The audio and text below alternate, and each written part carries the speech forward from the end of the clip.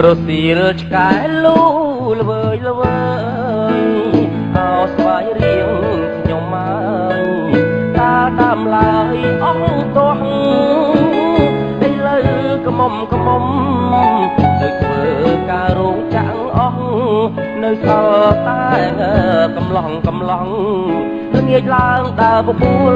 គ្មានផឹក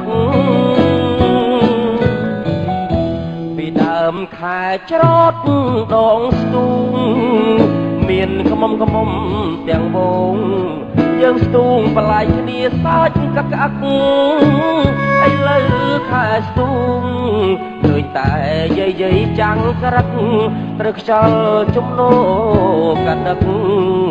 ស្បាច់ប្រិតមើលមិនយល់ឡើយរំដួលស្វាយរៀងនាងទៅភ្នំត្រឡប់មកវិញ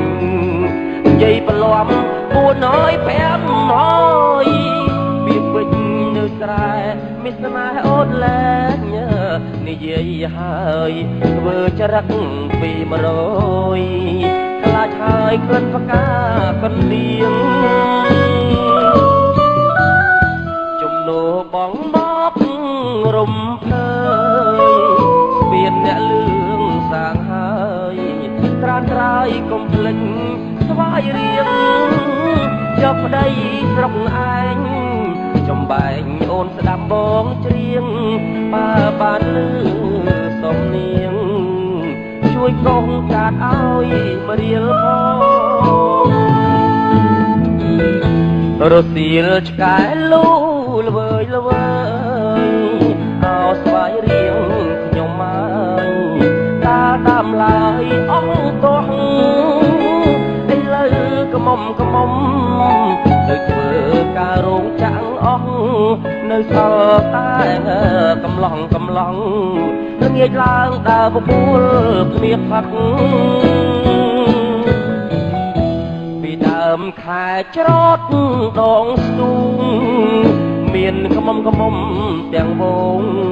យើងស្ទូងបន្លាយគ្នាសាច់កក្អាក់ឥឡូវខែស្ទូងឃើញតែយាយចាំងក្រាក់ត្រូវខ្យល់ជំនោកាដឹកស្បាច់ប្រិតមើលមិន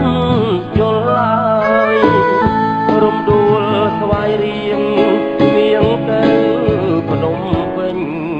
ត្រឡប់មកវិញនិយាយប្រឡំ400 500ពីពេញនៅស្រែ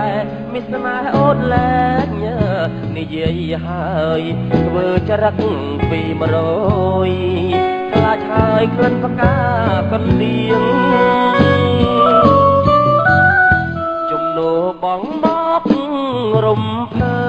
យស្ពានអ្នកលឿងសាងហើយត្រានត្រើយកុំភ្លេចស្វាយរៀងយកប្តីស្រុកឯងចំបែងអូនស្ដាប់បងច្រៀងបើបានលឺសំនៀងជួយកងកាត់ឲ្យមរៀលផង